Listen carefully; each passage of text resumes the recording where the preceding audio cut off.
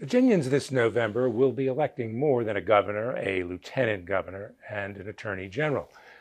Voters will also decide control of the 100-member House of Delegates, one of two chambers that make up the state legislature, what is loftily known as the General Assembly. Democrats are in the majority in the House, but barely. They have 52 seats to 48 for Republicans, who took back the House in 2021 on Governor Glenn Youngkin's coattails. Or should that be vest tails?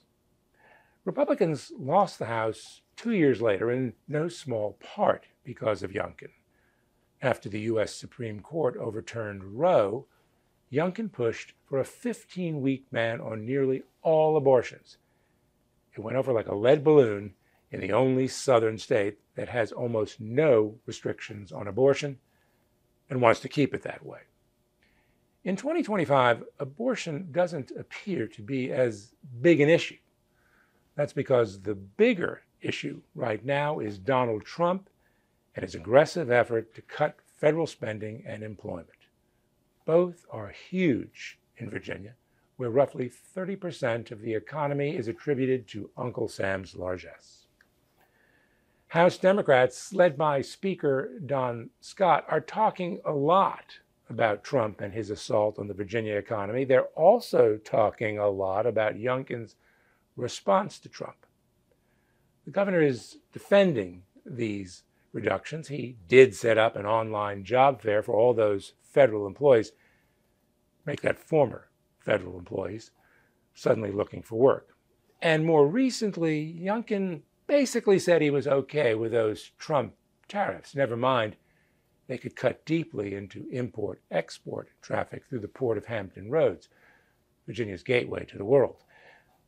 That, too, could cost Virginians their jobs.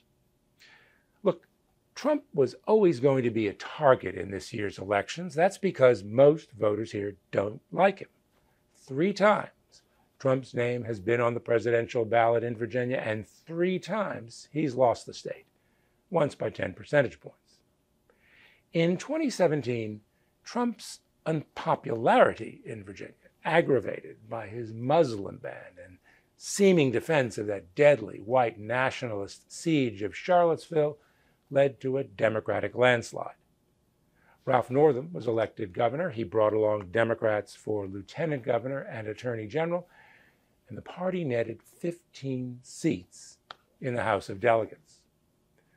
Republicans, reduced to a teeny tiny majority, gave Northam what the GOP had blocked for years: an expansion of Medicaid to provide health insurance for 400,000 Virginians without health care.